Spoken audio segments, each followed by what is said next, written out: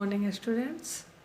आज हम लोग 7वीं या 8वीं कक्षा के लिए हिंदी व्याकरण में वाक्य पढ़ेंगे जो चौथा अध्याय से है। बच्चों, आप जानते हो कि हम कोई भी वाक्य बोलते हैं तो वह अर्थपूर्ण होता है, अस्पष्ट होता है, तो सामने वाला हमारी बात को जल्दी कम समय में समझ जाता है। तो वाक्य क्या है? वाक्य क्या है? तो वाक्य शब्दों का एक ऐसा व्यवस्थित समूह है जो सार्थक हो, जिसमें क्रमबद्धता हो, जो हमारे विचारों को, भावों को व्यक्त कर सके, वही वाक्य है। हम अपने विचारों को व्यक्त करने के लिए शब्दों का व्यवस्थित व सार्थक समूह प्रयोग करते हैं, तब दूसरे व्यक्ति हमारे भावों विचारों को समझते हैं। यानी हम दूसरे व्यक्ति से कुछ कहना चाहते हैं तो उन विचारों को हम शब्दों के माध्यम से व्यवस्थित और सार्थक समूह में प्रयोग करते हैं, और व्यवस्थित सार्थक समूह में शब्दों के होने से ही दूसरे व्यक्ति हमारे विचारों को समझ पाते हैं। अगर वाक्य में शब्दों की क्रमबद्धता सही नहीं है तो वह वाक्य सार्थक नहीं कहलाएगा, क्योंकि क्रमबद्धता के अभाव में हमारा जो भाव होगा, विचार का जो हमारा विचार होगा और जो उसका भाव होगा, वह अस्पष्ट नहीं होगा।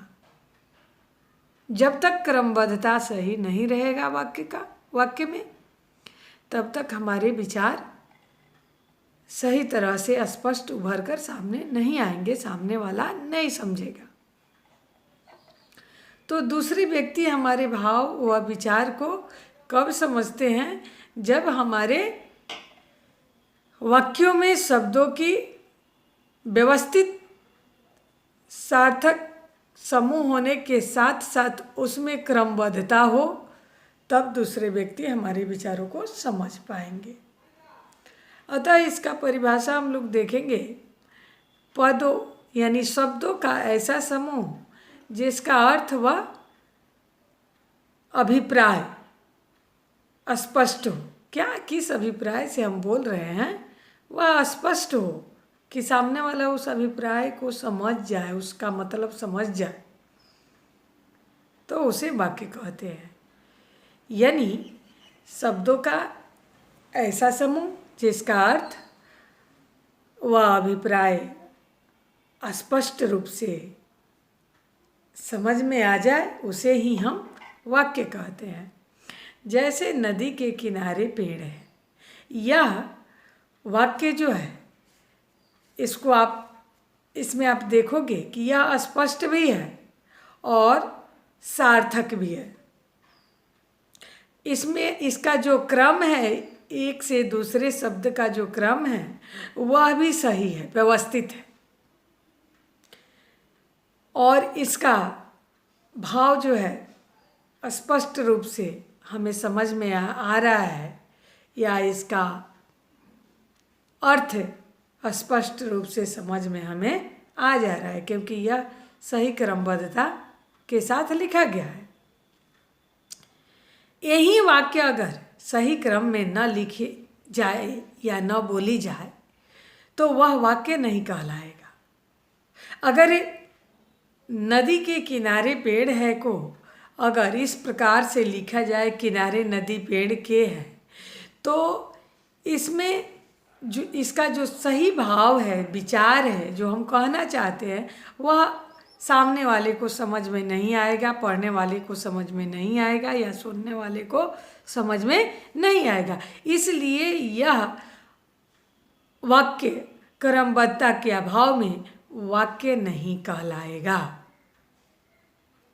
अब हम लोग आगे जानते हैं कि कभी कभी एक या दो शब्दों में ही पूरा भाव स्पष्ट हो जाता है। यानी एक से दो शब्द में ही क्या हम कहना चाहते हैं, वह भाव या सामने वाला क्या कहना चाहता है वह भाव स्पष्ट हो जाता है। जैसे कोई व्यक्ति आपके यहाँ आता है तो आप कहते हैं आइए, तो उन्हें यह आभास हो जाता है कि वह हमें बुला रहे हैं या आप उन्हें बुला रहे हैं या सुनिए, तो वह व्यक्ति पूरा भाव कि उन्हीं को सुनने के लिए आपके द्वारा कहा जा रहा है या समझ जाते हैं। तो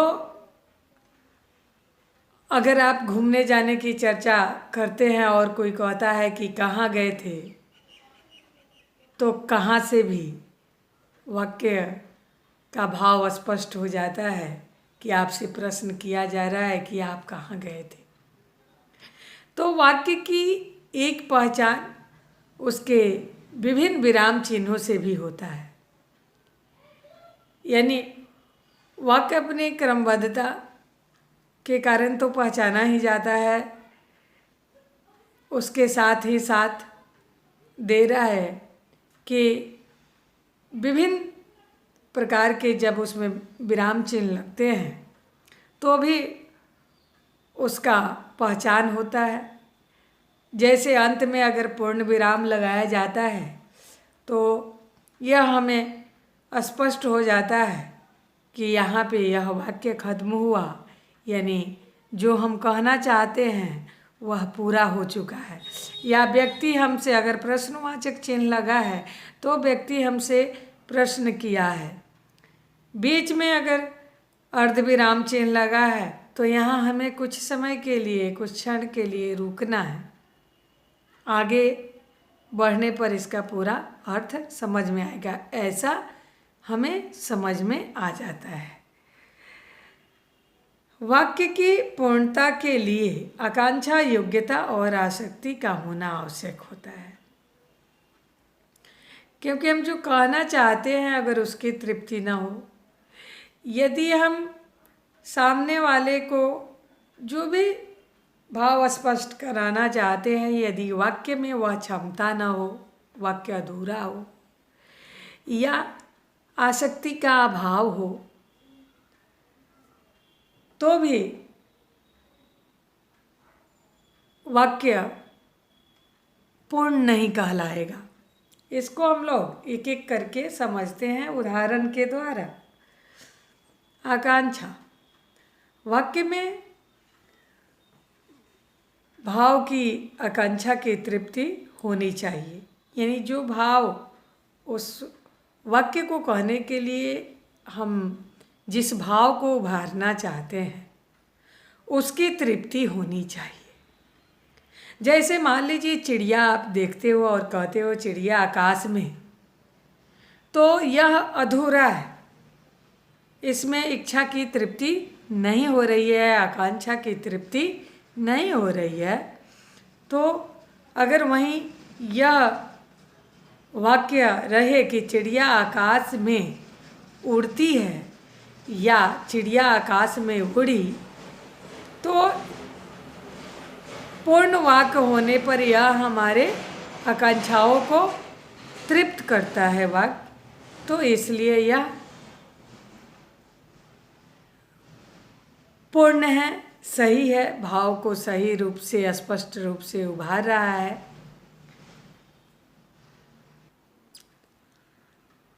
अब है योग्यता। वाक्य में योग्यता से तात्पर्य उस वाक्य का व्याकरण तथा अर्थ की योग्यता से है। वाक्य व्याकरण की दृष्टि से अगर ठीक हो परंतु उसमें अर्थ देने की योग्यता न हो तो उसे सही वाक्य नहीं कहेंगे। जैसे एक उदाहरण दिया गया है यहाँ कि बच्चा खाना चरता है, तो यहाँ जो चरता है यह सही योग्यता नहीं देता बच्चे के खाने के बारे में, क्योंकि खाना खाया जाता है, बच्चा के द्वारा खाना खाया जाता है और पशु जो है वह घास चरते हैं, तो यहाँ चरना शब्द लगाने से इसकी योग्यता धूमिल पड़ जाती है, योग्यता का अभाव होता है। व्याकरण के रूप से या अर्थ के रूप से यह वाक्य सही है, लेकिन योग्यता का इसमें अभाव पाया जाता है, क्योंकि इसमें सामने वाले को जब यह वाक्य सामने वाले से कहा जाएगा तो वह समझ नहीं पाएगा, उसके दिमाग में रहेगा चरना शब्द पशुओं के लिए, जो घास खाते हैं उनके लिए उपयुक्त है। तो इस प्रकार से हम लोग योग्यता के बारे में वाक्य में जाने कि इसकी कितनी महत्ता है। अब है आसक्ति। वाक्य में पदों का निश्चित क्रम में, जैसे लिंग, वचन, काल, कारक, पुरुष आदि का क्रिया से मेल तथा संबंध ही उनकी परस्पर आसक्ति है। ऐसा होने पर ही सही अर्थ समझ में आता है। जैसे